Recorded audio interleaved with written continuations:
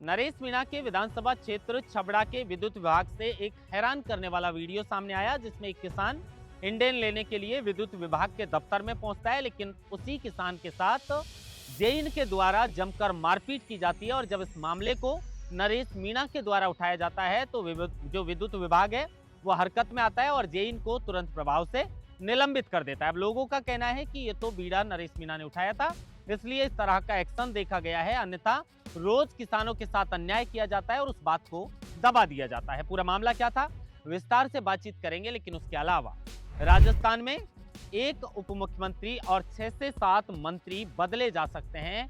राजस्थान के मंत्रिमंडल में बड़ा फेरबदल किया जा सकता है और गुजरात की तर्ज पे भी सभी मंत्रियों से इस्तीफा लेकर फिर से नया मंत्रिमंडल बनाया जा सकता है। इस तरह की चर्चाएं अब उठने लगी है राजनीतिक गलियारों में। इस बात की चर्चाएं हैं कि जो काफी समय से इस बात को लेकर चर्चा थी कि राजस्थान में मंत्रिमंडल में बड़ा बदलाव होगा। अब मुख्यमंत्री भजनलाल शर्मा ने हाल ही में एक एक करके सभी मंत्रियों से जो है वो मुलाकात की है और इस मुलाकात के बाद इस तरह के कयास लगाए जा रहे हैं कि राजस्थान में एक उप मुख्यमंत्री, अब डॉक्टर प्रेमचंद बैरवा या दिया कुमारी, किसका नंबर अटने में आता है ये आने वाले समय में पता चलेगा। लेकिन इस तरह की खबरें हैं कि एक उप मुख्यमंत्री बदला जा सकता है और 6 से 7 विभाग के मंत्रियों को बदला जा सकता है। अब कौन सा विभाग है जिसके मंत्री को बदला जा सकता है, किसे मौका मिलेगा नए मंत्री बनने का और किसकी छुट्टी हो सकती है, विस्तार से बातचीत करेंगे। लेकिन उसके अलावा अभिनेता और नेता धर्मेंद्र, जिनकी राजनीतिक पारी की शुरुआत राजस्थान की बीकानेर की धरती से हुई, 2004 से लेकर 2009 तक वो बीकानेर से सांसद रहे। एक वाक्य उनसे जुड़ा हुआ जो लोग आज भी याद करते हैं, जब वो बीकानेर से सांसद चुने गए उस वक्त जब वो अपने लोकसभा क्षेत्र में 1 वर्ष तक नहीं पहुंचे तो लोगों ने लापता के पोस्टर लगवा दिया। सूर सागर को पुनर्जीवित करने में बड़ा योगदान धर्मेंद्र का रहा था। सर्किट हाउस में बिना किसी सुरक्षा इंतजामातों के उन्होंने लोगों की जो समस्याएं उन्हें सुनी और उसके बाद 2009 के बाद उन्होंने राजनीति से अलविदा ले लिया। उन्होंने ये कहते हुए अलविदा लिया कि ये जगह मेरे लिए सही नहीं। लेकिन वो वाक्य बीकानेर वाला आपको सुनाएंगे जिसमें रामेश्वर डूडी के सामने धर्मेंद्र ने ये चुनाव लड़ा और 50,000 से ज्यादा मतों से ये चुनाव जीतकर वो 5 वर्ष तक राजस्थान के बीकानेर से सांसद भी चुने गए। इन तीनों खबरों पर आज राजस्थान डायरी के अंदर विस्तार से चर्चा करेंगे। नमस्कार, आप देख रहे हैं लोकमत हिंदी और मैं हूं आपके साथ महेंद्र बासोटा।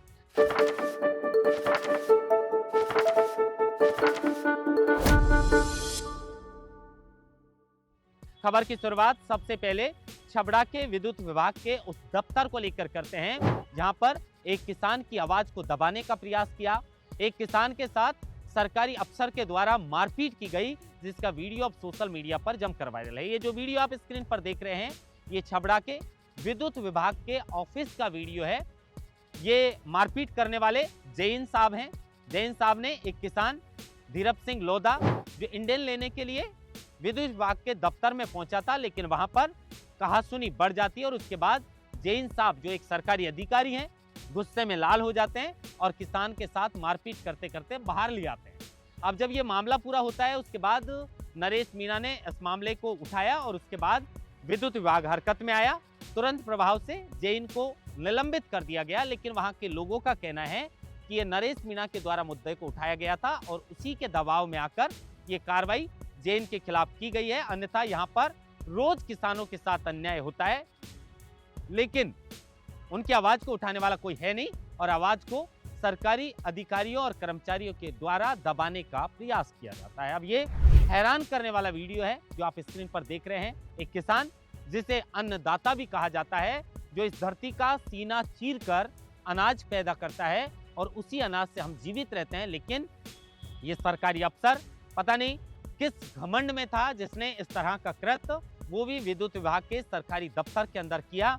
नरेश मीणा के संज्ञान में आने के बाद इस मामले पर एक्शन भी लिया गया है और नरेश मीणा चुनाव हारने के बाद लगातार सक्रिय नजर आ रहे हैं। चाहे वो डूंगरी बांध का मुद्दा हो, चाहे वो हीरालाल नागर की गाड़ी से एक मासूम की जो मौत हुई उसका मामला हो, या फिर उससे पहले झालावाड़ स्कूल हादसे का मामला हो, और अब जिस तरीके से धीरप सिंह लोधा के साथ ये मारपीट जैन ने की है उस मामले को गंभीरता से लेते हुए नरेश मीणा ने प्रशासन को चेतावनी दी और उस पर तुरंत एक्शन लेते हुए जैन को जो है वो निलंबित कर दिया गया। लेकिन पूरे राजस्थान के किसानों से मैं कहना चाहूंगा कि ये कर्मचारी हमारे टैक्स से पलने वाले हैं, हमारे टैक्स से इनको वेतन दिया जाता है।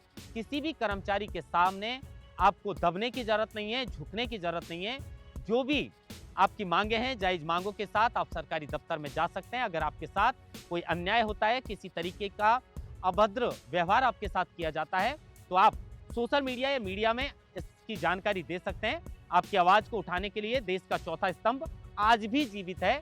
जिस तरीके से ये एक्शन हुआ है सोशल मीडिया और मीडिया में इस बात को फैलने के बाद, अब जिस तरीके से एक्शन इनके साथ लिया गया है, कहीं न कहीं उन्हें निलंबित किया गया है, इस बात को लेकर हर कोई तारीफ भी कर रहा है कि आखिर नरेश मीणा ने जिस तरीके से बीड़ा उठाया उसके बाद सख्त एक्शन विद्युत विभाग के द्वारा लिया गया है। लेकिन उसके अलावा राजस्थान में मंत्रिमंडल बनने से लेकर अब तक 24 मंत्री हैं और उन 24 मंत्रियों में फेरबदल और विस्तार को लेकर काफी समय से चर्चा थी। लेकिन हाल ही में ये चर्चा अंता के विधानसभा के उपचुनाव को संपन्न होने के बाद तेजी पकड़ते हुए नजर आ रही है, जिसमें राजनीतिक गलियारों में इस बात की चर्चा है कि राजस्थान में अब एक उप मुख्यमंत्री और कम से कम 6-7 मंत्रियों को बदला जा सकता है।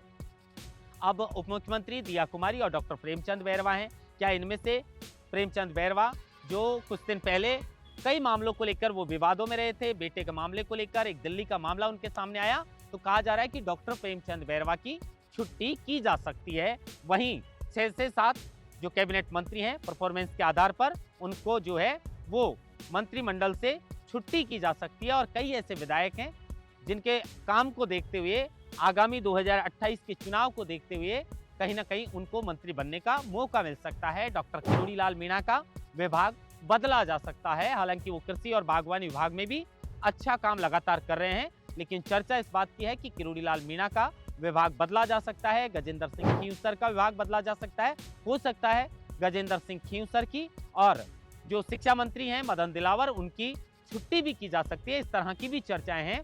खैर, अंतिम मोहर मंत्रिमंडल में बीजेपी को लगानी है। कौन नया मंत्री बनेगा, किस मंत्री की छुट्टी होगी, ये तो आने वाले समय में पता चलेगा। लेकिन कोई बड़ा बदलाव जो है उसकी तैयारी बीजेपी के अंदर चल रही है।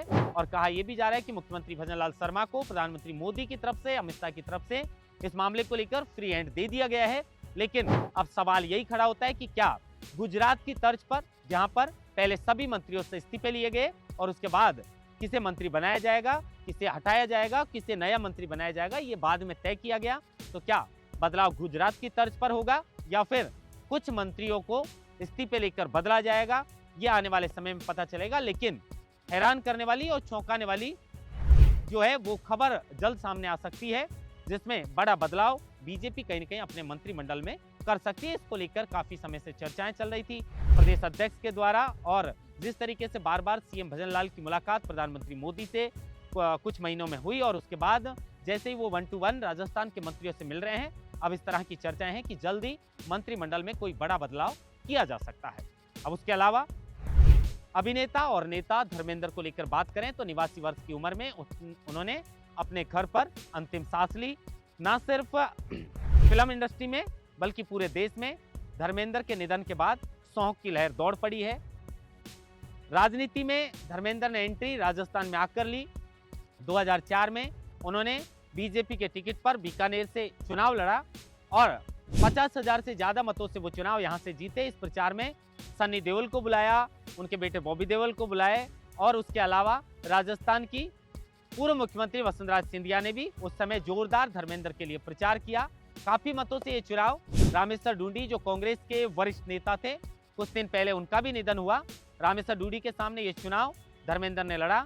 50,000 से ज्यादा मतों से ये चुनाव जीता। लेकिन उसके बाद वो अचानक यहाँ से गायब हो जाते हैं। 1 वर्ष तक अपने लोकसभा क्षेत्र जब बीकानेर में नहीं पहुंचते हैं तो लोगों ने लापता धर्मेंद्र का पोस्टर जो है वो शहर में कई स्थानों पर लगा दिया। इस बात की सूचना मिलने के बाद धर्मेंद्र बीकानेर के सर्किट हाउस में आते हैं। बिना किसी सुरक्षा के इंतजामातों के वो सीधे लोगों से बातचीत करते हैं, लोगों की समस्याएं सुनते हैं और उसके बाद में सूरसागर को लेकर भी वो वसुंधरा सिंधिया से कहते हैं उसको पुनर्जीवित करने के लिए, अच्छा उसका विकास करने के लिए। और जब जरूरत पड़ती है तो धर्मेंद्र केंद्र का दरवाजा भी इस मामले को लेकर खटखटाते हैं। हालांकि वो बात अलग है कि उसका पूरा क्रेडिट पूर्व मुख्यमंत्री वसुंधरा सिंधिया को जाता है और उसके बाद में 2009 में धर्मेंद्र वापस चुनाव नहीं लड़ते हैं। हमेशा हमेशा के लिए राजनीति से दूर चले जाते हैं, ये कहते हुए कि ये जगह मेरे लिए नहीं बनी है। तो इसलिए राजनीति में कहीं ना कहीं जो है उनकी राजनीतिक पारी की शुरुआत और एंड भी कहीं ना कहीं राजस्थान से जुड़ा हुआ था। अब 89 वर्ष की उम्र में उनका निधन हो चुका है और कल भारी संख्या में उनके अंतिम यात्रा में जो है वो जमावड़ा लोगों का देखा गया। फिल्म इंडस्ट्री में एक बड़ा चेहरा थे। 1900 के दशक में हिंदी सिनेमा पर बड़ी पहचान धर्मेंद्र की थी और उसी के लिए आज भी लोग उन्हें जानते हैं। आज भी उन्हें याद करके लोगों की आंखें नम हो गई। लेकिन राजनीतिक पारी की शुरुआत कहीं ना कहीं उनकी राजस्थान के बीकानेर जिले से हुई थी और उसके बाद उन्होंने राजनीति से परमानेंट संन्यास भी ले लिया। महेंद्र बांसुटा, लोकमत हिंदी, जयपुर।